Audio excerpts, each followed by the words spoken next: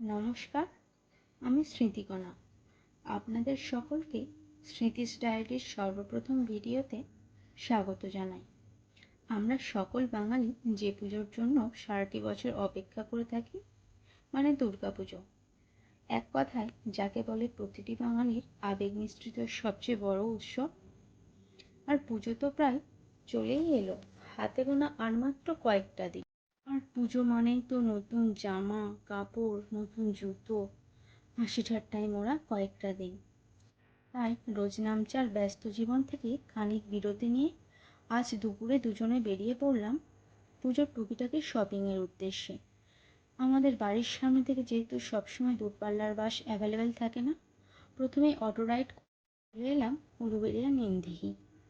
এখানে আসা মাত্রই দেখতে পেলাম কলকাতাগামী দূরপাল্লার একটি এসি বাস দাঁড়িয়ে রয়েছে।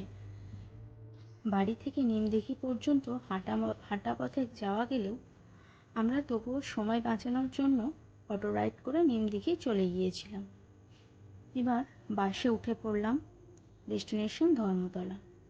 এই দেখুন, প্যান্ডেলও প্রায় অনেকটাই কমপ্লিট। এই যে পুজো আসছে আর কয়দিন বাকি, এই ভাবনা চিন্তার মধ্যেই, অপেক্ষার মধ্যে কি যে ভালো লাগা শান্তি লাগা লুকিয়ে থাকে তা বোধ হয় কোনো বাঙালিরই অজানা নয়। ছোটোবেলায় আমাদের এক্সাইটমেন্টটা অনেকটাই বেশি থাকে, সেই তুলনায় বড়োবেলায় হয়তো কিছুটা হলেও কমে যায়।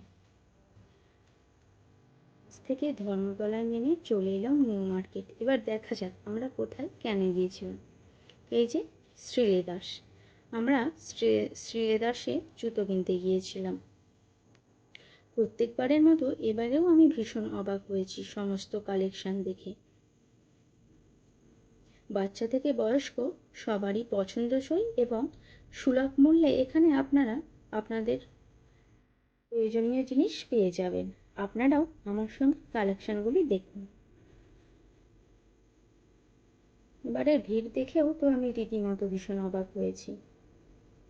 শপিং শেষে বেরিয়ে দেখি পাপড়ি চাট চানা মশলার দোকান। আচ্ছা, আপনারাও কি পাপড়ি চাট চানা মশলা খেতে ভালোবাসেন? অবশ্যই জানাবেন, আমারও তো বেশ ভালোই লাগে। এবার বাড়ি ফেরার পালা, তাই মেট্রো স্টেশনের সামনে দাঁড়িয়ে রয়েছি। কি ভাবছেন, মেট্রো চেপে বাড়ি যাব? আরে না না, বৃষ্টি থামার জন্য অপেক্ষা করছিলাম। বৃষ্টি থামার পর চলে এলাম বাস স্ট্যান্ড। বাস স্ট্যান্ডে আসা মাত্রই দেখি দীঘাগামী একটি এসি বাস দাঁড়িয়ে রয়েছে। তাই আর কোনো ভাবনা চিন্তা না করেই সেই বাসে উঠে পড়লাম। বাস যতক্ষণ দাঁড়িয়ে ছিল ততক্ষণ আলুর চিপস, ঝুড়ি ভাজা, ফল নিয়ে কাকুরা বিক্রি করতে আসছিলেন। তা আপনারাই বলুন তো, এসব দেখে আর কতক্ষণ লোভ সামলে থাকা যায়? তাই দুজনেই লোভ সামলাতে আর না পেরে আলুর চিপস, চিড়ে ভাজা কিনে নিয়েছিলাম। আর কেনার কিছুক্ষণের মধ্যেই তা ফিনিশও করে ফেলেছিলাম। টুকটাক খিদে মেটানোর জন্য এইসব খাবার ঠিকই বলা চলে। আজকের ভিডিওটি এখানে শেষ করছি।